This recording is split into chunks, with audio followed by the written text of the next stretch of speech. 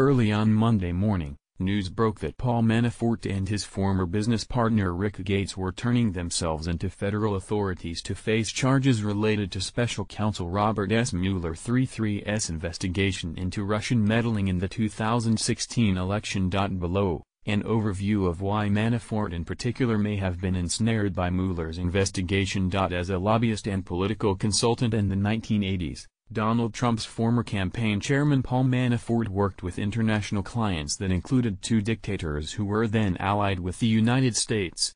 Bastian Inzurralde / The Washington Post. Who is Paul Manafort? Paul Manafort is a longtime political consultant and lobbyist in Washington.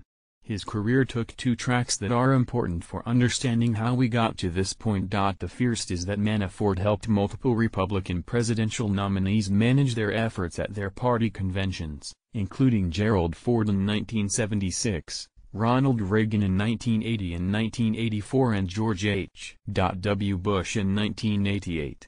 He also managed Bob Dole's 1996 presidential bid. The second is that Manafort also worked on behalf of a number of questionable international actors, including Filipino dictator Ferdinand Marcos and the Russia-backed president of Ukraine Viktor Yanukovych.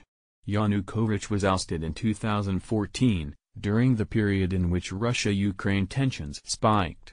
Much more on this below. What was his relationship to Trump? In March 2016, as Donald Trump was trying to ensure his victory in the Republican nomination fight, he hired Manafort to help corral delegates for the upcoming convention.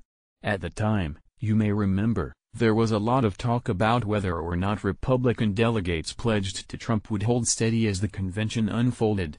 Manafort had helped Ford with that task in 1976, fending off a challenge from Reagan.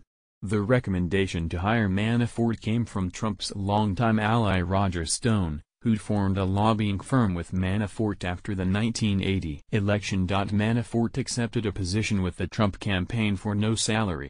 Manafort's questionable business associations were well known, but, at the time, Trump was still having trouble attracting top-tier Republican staffers who were skeptical that Trump was a viable candidate. Once on the campaign, he butted heads with campaign manager Corey Lewandowski. In late June, Trump's children helped convince him to oust Lewandowski and elevate Manafort, who became campaign chairman. He held that senior position with the campaign until August. On the day he resigned, former House Speaker Newt Gingrich told Fox News' Sean Hannity that nobody should underestimate how much Paul Manafort did to really help get this campaign to where it is right now. Why did he part ways with Trump? For this, we need to talk a bit more about Manafort's background. In 2006, Manafort's company, of which Gates was part, signed a multi-year agreement with a Russian oligarch named Oleg Deripaska, apparently based on a 2005 proposal in which Manafort outlined a strategy that would greatly benefit the Russian President Vladimir Putin government. Deripaska is closely tied to Putin. That same year, Manafort began working with Yanukovych's Party of Regions in Ukraine. In 2010, Yanukovych was elected as that country's president. In 2014, he was ousted during a popular uprising in the country largely because of his sympathies for Russia. A ledger found in a former Party of Regions office in Kiev reported last year indicated that Manafort may have received nearly $13 million in off-the-record payments from the party during his time working with them. Manafort denied the allegation, but the Associated Press later confirmed some of the payments. At the time, Trump was facing a number of questions about his relationship with Russia and any financial ties to the country.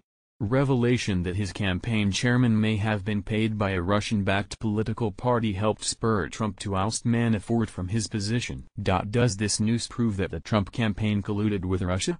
No. It's important to remember that the investigation by Mueller is looking at Russian meddling in the 2016 election as well as any possible collusion between the Trump campaign and Russian agents.